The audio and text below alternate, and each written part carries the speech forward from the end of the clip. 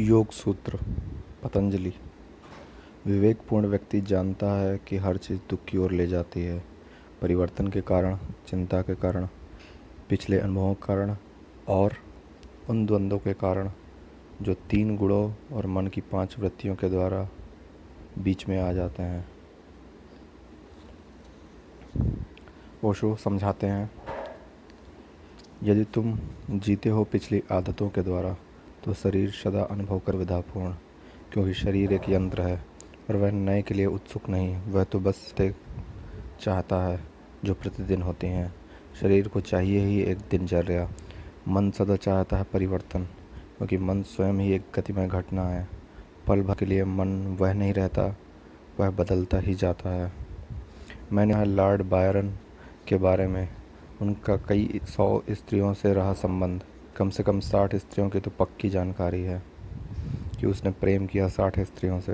वह बहुत समय तक नहीं जिया, तो वह ज़रूर हर तीसरे दिन बदलता रहा होगा स्त्रियां, लेकिन एक स्त्री की पकड़ में आ ही गया और उस स्त्री ने उसे मजबूर कर दिया विवाह करने को।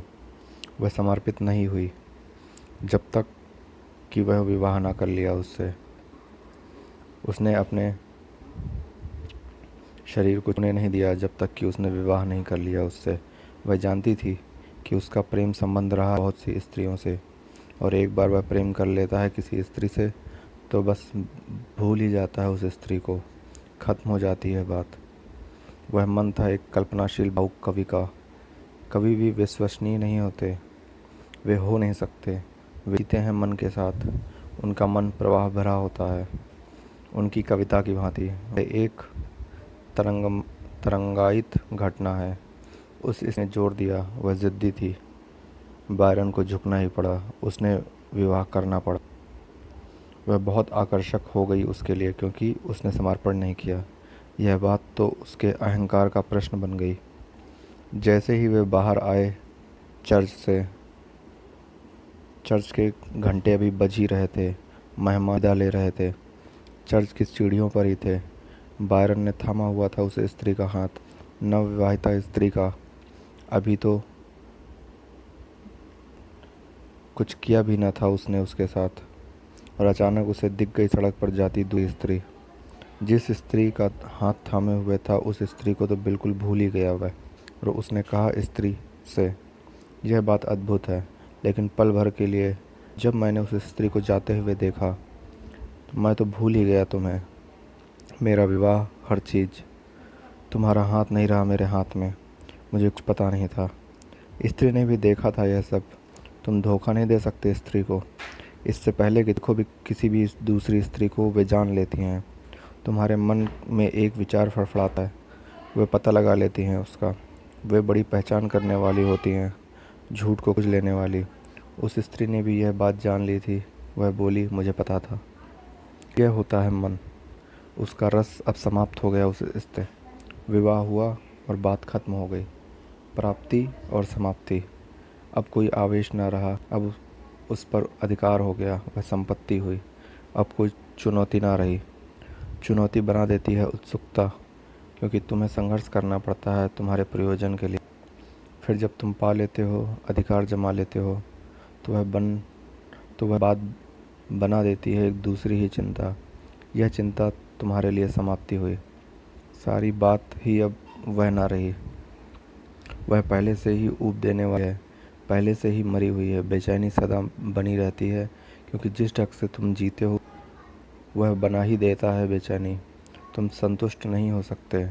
पिछले अनुभवों द्वारा, संस्कारों द्वारा तुम्हारा तालमेल बैठ जाता है किसी भी विशेष घटना के साथ, और तब मन कहता है कि उत्तेजना चाहिए, परिवर्तन चाहिए। तब सारा शरीर अशांत हो जाता है, और यह बात भी बेचैन बनाती है। 3 गुण और 5 वृत्तियों के विषय में ओशो कहते हैं कि निरंतर संघर्ष मौजूद रहता है मन की वृत्तियों और 3 गुणों के बीच, जिनके लिए हिंदू कहते हैं कि वे तुम्हारे अस्तित्व को बनाते हैं। वे कहते हैं सत्व, रजस और तमस, ये 3 घटक हैं मानव के व्यक्तित्व के। सत्व शुद्धतम है, शुद्धता का वास्तविक मूल, शुद्धता का, संपूर्ण सत्व का, तुम में रहने वाला पवित्रतम तत्व। फिर है रजस, ऊर्जा, बल, शक्ति, सत्ता का सत्तत्व। और तमस है आलस्य, कर्मण्यता और कर्महीनता का तत्व। ये तीनों संगठित करते हैं तुम्हारी सत्ता को। मैं फिर से दोहराता हूँ कि तीन घटक हैं, सत्व, रजस और तमस मानव व्यक्तित्व के। सत्व शुद्धतम है, शुभता का वास्तविक मूल, शुद्धता संपूर्ण सत्व का, तुम में रहने वाला पवित्रतम तत्व है सत्व। फिर है रजस, ऊर्जा, बल, शक्ति, सत्ता का तत्व, एनर्जी का। और फिर है तमस, आलस्य, अकर्मण्यता, कर्महीनता का तत्व। ये तीनों संगठित करते हैं तुम्हारी सत्ता को।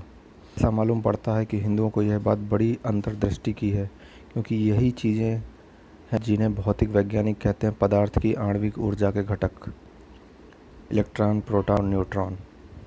लेकिन ये तो खाली नामों का भेद है। हिंदू कहते हैं सत्व, रजस और तमस। वैज्ञानिक राजी हैं कि पदार्थ के बने रहने के लिए, किसी भी चीज़ के बने रहने के लिए 3 प्रकार के गुण होने चाहिए। हिंदू कहते हैं ये 3 गुण चाहिए व्यक्तित्व के बने रहने के लिए, न केवल व्यक्तित्व के लिए बल्कि अस्तित्व के बने रहने के लिए।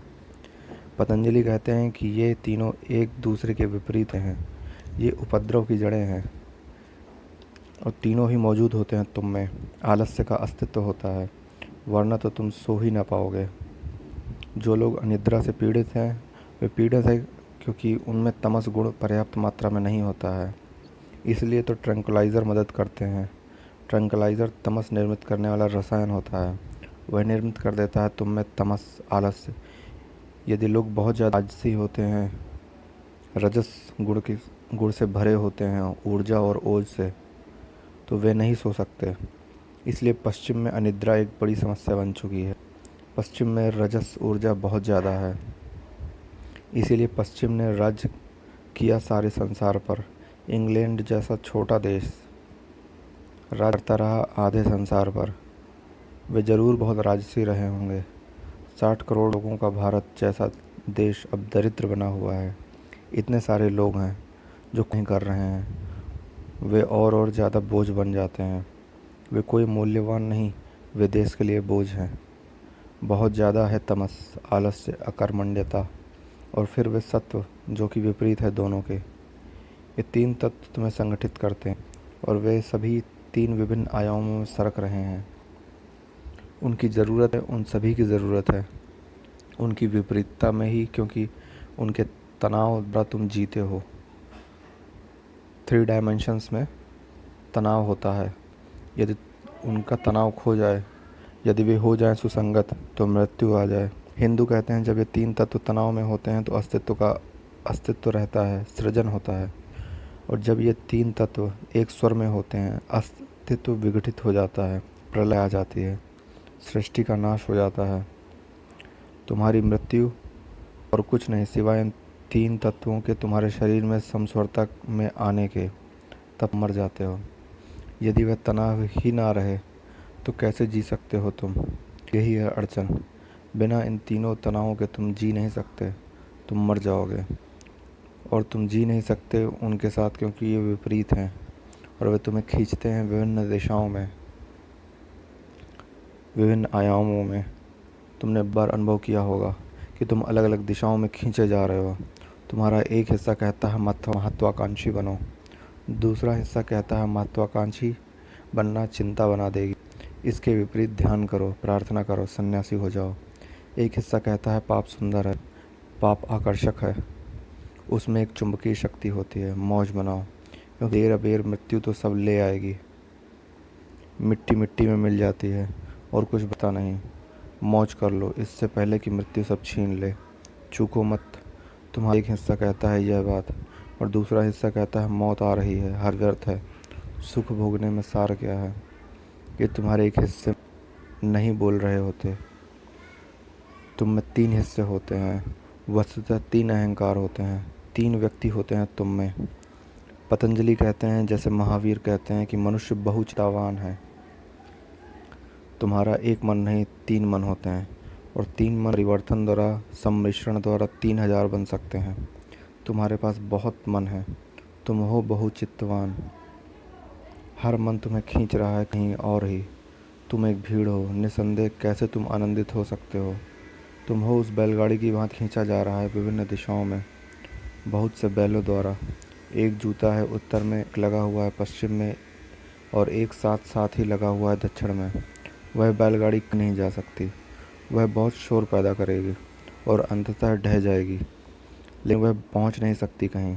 इसलिए तुम्हारा जीवन बना रहता है खाली जीवन। ये तीनों तत्व द्वंद्व में रहते हैं और फिर मन की वृत्तियां हैं, वे द्वंद्व में रहती हैं के साथ। उदाहरण के लिए मैं जानता हूँ एक आदमी को जो कि बहुत सुस्त है। वह कहता था मुझसे, यदि मेरी कोई पत्नी न होती तो मैं विश्राम करता। पर्याप्त धन था मेरे पास, लेकिन पत्नी तो मुझे मजबूर ही करती रही काम करने के लिए। उसके लिए वह पर्याप्त न हुआ। फिर एक दिन पत्नी मर गई तो मैंने कहा उस आदमी से, तुम्हें तो खोना चाहिए, तुम रो क्यों रहे हो, तुम खुश हो। पत्नी की बात खत्म हुई तुम्हारे लिए, अब तुम कर सकते हो विश्राम। लेकिन वह रो रहा था बच्चे की भांति। वह कहने लगा, अब मैं अकेला महसूस करता हूँ। और वह आदत बन चुकी है। पत्नियाँ और पति आदत बन जाते हैं। वह कहने लगा, अब तो वह आदत बन चुकी है, अब मैं सो नहीं सकता बगैर स्त्री के। मैंने कहा उससे, अब मूढ़ मत बनो, फिर से विवाह करने की कोशिश मत करना, क्योंकि जीवन भर तुमने तकलीफ़ पाई और दूसरी स्त्री फिर एक स्त्री ही होगी। वह ज़बरदस्ती बातें मनवाएगी तुमसे, फिर तुम्हारा धन पर्याप्त ना होगा। मैंने सुना है एक बहुत धनी व्यक्ति चाइल्ड्स के बारे में उससे पूछा, कैसे कमाई आपने इतनी ज़्यादा दौलत, कैसे कमा सके रही थी, कैसे बने आप इतने महत्वाकांक्षी। वह गरीब आदमी के रूप में उत्पन्न हुआ था और फिर वह संसार का सबसे धनवान व्यक्ति बन गया। उसने बताया, पत्नी के कारण। मैं कोशिश करता रहा कि जितना संभव हो सके धन कमाऊं, क्योंकि मैं जानना चाहता था कि मेरी पत्नी संतुष्ट हो सकती या नहीं। मैं असफल हुआ। वह सदा और ज़्यादा की ही मांग करती रही।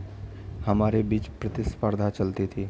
मैं कोशिश करता रहा ज़्यादा से ज़्यादा कमाने की, और मैं देखना चाहता था कि वह जिस दिन कहेगी कि यह बहुत है। उसने कभी नहीं कहा ऐसा। उस प्रतिस्पर्धा के कारण मैं लगातार कमाता रहा, पागलों की भांति कमाता रहा। अब मैंने कमा लिया है इतना ज़्यादा धन कि मैं नहीं जानता कि क्या करूं इसका। लेकिन मेरी पत्नी अभी भी संतुष्ट नहीं है। यदि एक दिन मैं चाहूँ विश्राम करना और सुबह जल्दी ना उठूँ, तो वह आती है और कहती है, क्या बात है, क्या आप ऑफिस नहीं जा रहे हैं। मैंने कहा इस आदमी से, फिर से जाल में मत फंसो। ज़िंदगी भर तो तुमने आराम करना चाहा और अभी भी हालत वही है। आलसी आदमी आराम चाहता है, लेकिन जब वह रहता है पत्नी के साथ, तो एक वृत्ति जाती है मन में। अब वह स्त्री उसकी सत्ता का अनिवार्य हिस्सा हो जाती है। वह जी नहीं सकता साथ, क्योंकि वह रोज़ झगड़ा कर सकती है, लेकिन वह बात भी आदत का एक हिस्सा बन जाती है। यदि कोई ऐसा नहीं होता झगड़ने के लिए, जबकि वह घर आता है, तो वह अनुभव नहीं करेगा घरेलू ढंग का सुख चैन।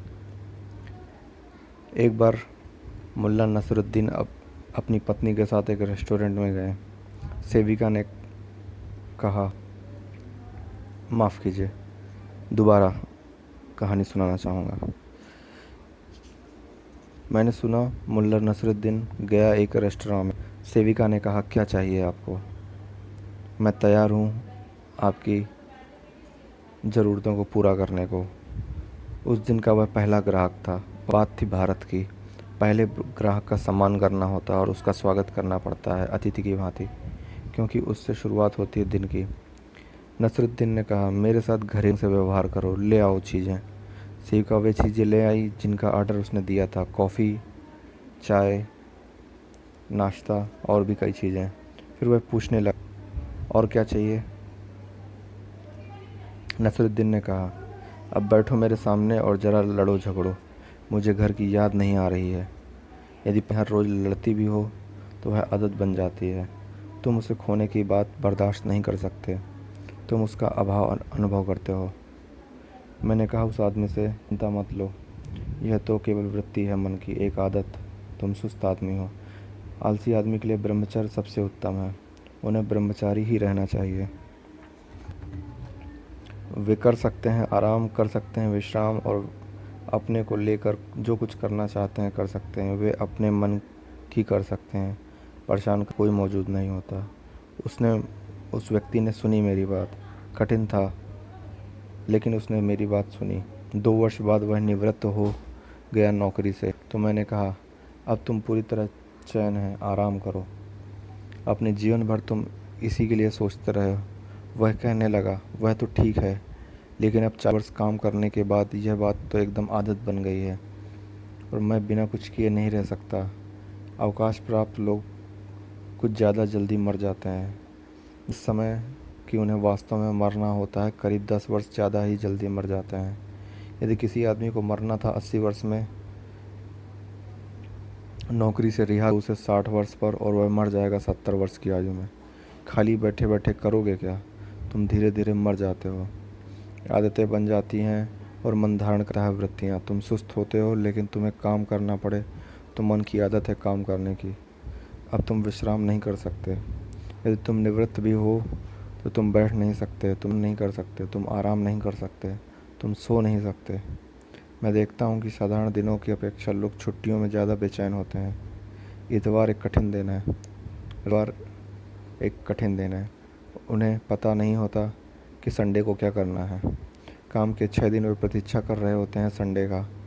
6 दिन तक वे आशा बनाते कि संडे आने वाला है, बस एक और दिन, और संडे आ ही रहा है और तब हम आराम ही करेंगे। और इतवार की सुबह वे समझ पा रहे होते हैं कि करेंगे क्या। पश्चिम में लोग चले जाते हैं रविवार या वीकेंड की यात्राओं पर। वे जाते हैं समुद्र तट की ओर और पर्वतों की ओर। सारे देश पागलपन, एक हड़बड़ाहट होती है। हर कोई भागा जा रहा होता है कहीं ना कहीं। कोई नहीं सोचता कि हर कोई जा रहा है समुद्र तट पर, तो वे कहाँ जा रहे? सारा शहर वहीं होगा। बेहतर होता कि यदि वे घर पर ही रुक गए होते। वह बात ज़्यादा समुद्र तट जैसी होती। तुम अकेले होते और सारा शहर जा चुका होता। हर कोई चला गया होता समुद्र के किनारे। और ज़्यादा दुर्घटनाएं घटती हैं छुट्टियों में। लोग ज़्यादा थके हुए होते हैं। वे 100 मील जाते हैं और 100 मील लगते हैं लौटने में, और वे थक जाते हैं। कहा जाता है कि रविवार के दिन लोग इतना थक जाते हैं कि सोमवार, मंगलवार और बुधवार 3 दिनों में वे आराम करते हैं और उत्साह को फिर से प्राणवान बनाते हैं, और फिर 3 दिनों में प्रतीक्षा करने लगते हैं, आशा करने लगते हैं रविवार की। जब रविवार आता है तो वे फिर से थक जाते हैं।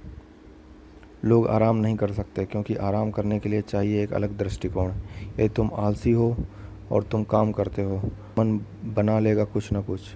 यदि तुम आलसी नहीं, तब भी मन निर्मित कर लेगा कोई ना कोई बात। मन और तुम्हारे गुण सदा द्वंद्व में रहते हैं। पतंजलि कहते हैं यही है कारण कि लोग दुख में पड़े हैं। तो करना क्या होगा? कैसे बदल सकते हैं दुख के कारणों को? वे तो होते हैं, उन्हें बदला नहीं जा सकता, केवल तुम्हें बदला जा सकता है। भविष्य के दुख को विनष्ट करना है। मत सोचना अतीत के बारे में।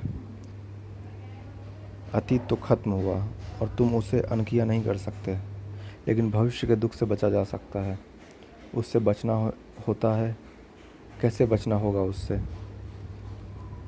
पतंजलि सूत्र के अनुसार दृष्टा और दृश्य के बीच का जो संबंध है, जो दुख बनाता है, उसे तोड़ देना है। तो वो समझाते हैं कि तुम्हें साक्षी होना होगा, तुम्हारे गुणों का, स्वाभाविक गुणों का, मन की वृत्तियों का, मन की होशियारियों का, चालबाजियों का, मन के फन, आदतों का, संस्कारों का, अतीत का, बदलती स्थितियों का, अपेक्षाओं का।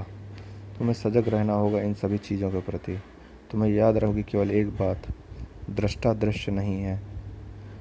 अर्थात जो कुछ तुम देख सकते हो वह तुम नहीं हो। यदि तुम देख सकते हो तुम्हारे आलस्य की आदत, तो तुम वह नहीं होते।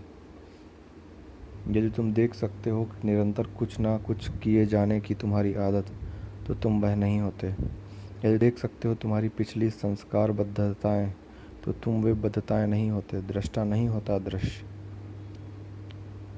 तुम जागरूकता हो, तुम विवेक हो, और जागरूकता उस सबसे परे होती है जिसे कि वह देख सकती है। दृष्टा पार होता है दृश्य के। तुम इंद्रियातीत चेतना हो, यह होता है विवेक, यह होती है जागरूकता। ये तो है जिसे बुद्ध उपलब्ध करते हैं और निरंतर इसी में रहते हैं। इसे निरंतर उपलब्ध करना ही तुम्हारे लिए संभव ना होगा, लेकिन यदि कुछ पलों के लिए भी तुम दृष्टा तक उठ सको और दृश्य के पार हो सको, तो अचानक ही दुख तिरोहित हो जाएगा। अचानक दल ना रहेंगे आकाश में, और तुम पा सकते हो थोड़ी सी झलक नीले आकाश की। वह मुक्ति पा सकते हो जिसे वह देता है, और पा सकते हो वह आनंद जो उसके द्वारा आता है। शुरू में केवल कुछ क्षणों के लिए यह संभव होगा, लेकिन धीरे धीरे जैसे जैसे तुम इसे विकसित होते हो, तुम इसे अनुभव करने लगते हो। तुम इसकी आत्मा को ही आत्मसात करते हो। यह बात और ज़्यादा मौजूद होगी। एक दिन आएगा जब अचानक और कोई नहीं बचा रहता, दृष्टा जा चुका होता है कहीं पार। इसी तरह ही बचा जा सकता है भविष्य के दुख से। अतीत में तुमने दुख भोगा, भविष्य में कोई आवश्यकता नहीं दुख भोगने की। यदि तुम दुख भोगते हो तो तुम हो ये जिम्मेदार। और यही है कुंजी कुंजियों की कुंजी। सदा याद रखना कि तुम सबसे परे हो। यदि तुम देख सकते हो तुम्हारा शरीर, तो तुम शरीर नहीं होते। यदि तुम आंखें बंद करो और तुम देख सको तुम्हारे विचार, तो तुम नहीं रहते। क्योंकि दृष्टा कैसे हो सकता है दृष्टा तो सदा परे होता है, पार होता है। दृष्टा है सर्वथा परे, संपूर्णतया एक अतिक्रमण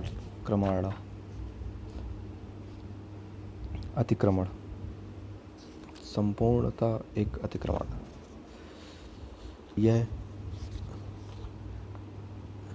यह उपदेश ओशो द्वारा दिया गया